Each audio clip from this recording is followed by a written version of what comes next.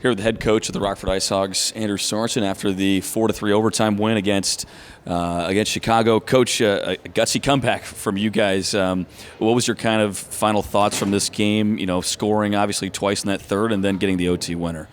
Yeah, I thought the last 10 minutes of the game was our best. We weren't clean. We didn't have our normal pace in our game in the first two. I thought this 5 minutes in the second there was pretty good until the shorty. But we didn't really have a forecheck game. We got caught a lot on the blue lines, and so we got to be better. It felt like Chicago did a really good job of slowing you guys up for those first 40 minutes. Was it something in the neutral zone, some kind of trap that they were throwing at you guys? Yeah, they play like a 1-3-1, but we kind of complicated it for ourselves a little bit in those situations. So, but we'll look at it. What was the flip that switched for you guys in that final 10? Was it just guys making plays? Yeah, I thought that 4-on-4 goal was huge. We were talking about trying to create some momentum, and then once they got to 4-on-4, Philly scored a big goal there. Nice play the whole way. Once we got that, we felt like, okay, now we got a chance here. So, and I thought too, got his line there. Obviously, they were on for the 4-on-4, but also the tying goal there was huge. I know that his defending has to come first, and that's what's going to help him get to the next level. But 2 goals tonight for Isaac Phillips. How cool is that for him to get rewarded with a couple and his first multi-goal performance as a pro? No, it was huge. It was huge for him. I mean, for the group as well, right? I thought the first one was really nice. That no handle, just slinging at the net right away, and we had a good traffic there too. But a lot of times those can catch goalies off guard a little bit. Obviously, the second one just a good net drive. But yeah, it was big. He was good. He's good at defending. Breaking pucks out is going to be his bread and butter. So. I was going to ask about maybe having a better start, but you guys scored first here tonight. Do you think that there was complacency that set in once you guys took that lead? Yeah, it looked like it. Like I thought we got a little comfortable there. And then Jackson Stauber picks up his 8th straight win. That's a franchise record. It's a team win, obviously, but just want to get your thoughts on this run from him. Yeah, it's been great. I actually didn't know that. Bernie just told me that in the locker room after. So that's obviously a really big deal. Good for him. He's been, ever since Christmas there, he's had a really good stretch here. I thought Matty Smith, has worked with him, and they seem to have a really good relationship. And I give Jackson a lot of credit. He's played well. Has it been more with his goaltending, or maybe more the approach that you've seen the difference in, maybe the way he bounces back or handles things throughout the course of a game?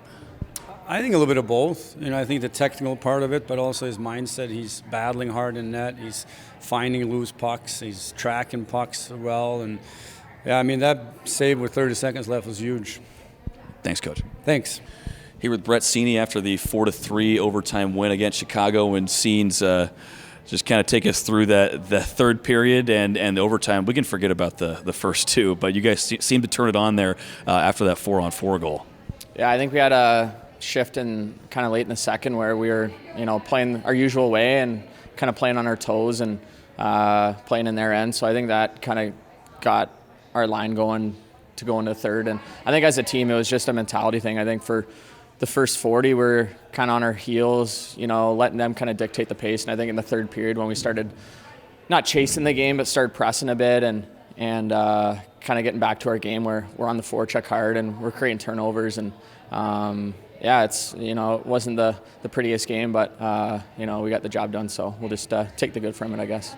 You guys have had some wins this year where you can kind of see the build-up coming. It seemed like there was a pretty sharp turnaround there. Would you say it was the 4-on-4 goal, or was there, you mentioned the shift back in the second, was there a shift earlier in the third maybe that you felt like got you guys back to your game?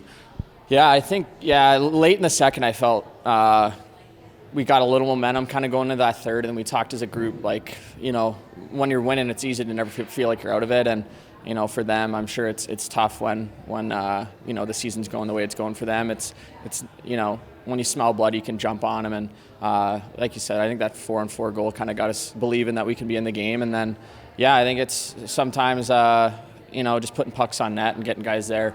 Good things happen. I think we started doing that more. A couple goals for you right in front of the net, because you had the tip and then the overtime winner as well. Like, was that kind of a relief in this game after you guys hadn't been able to get anything going through the first 40 as much? Yeah, I think it's just a good lesson for us.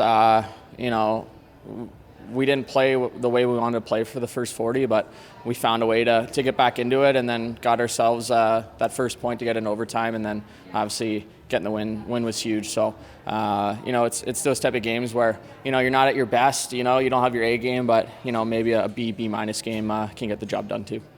Thanks, Brett. Congrats. Yeah, thanks. All right, here with Isaac Phillips after the 4-3 overtime win by Rockford against Chicago, and Philly first game in your career with 2 goals. How are you feeling tonight? Were you feeling like it was a 2-goal night after this? Honestly, no. I don't know. It's great, obviously, to get the win, and happy for just to contribute a little bit. But I find when you're searching for it or thinking about it too much, that's when it doesn't come. So it's good to just play hockey.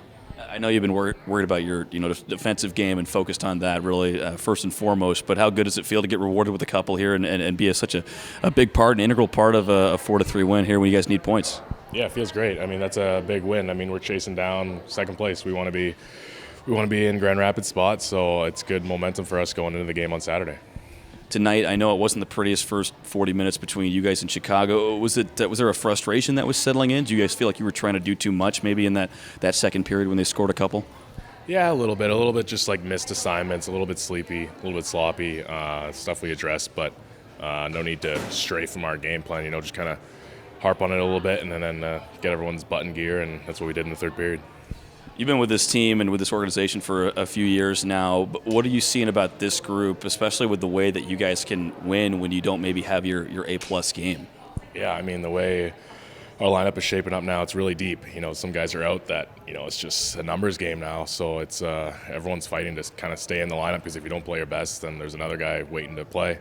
So it's really fun, and this is obviously one of the best groups I've been a part of, so it'll be good to see what we can do down the stretch. Thanks, Philly. Thank you.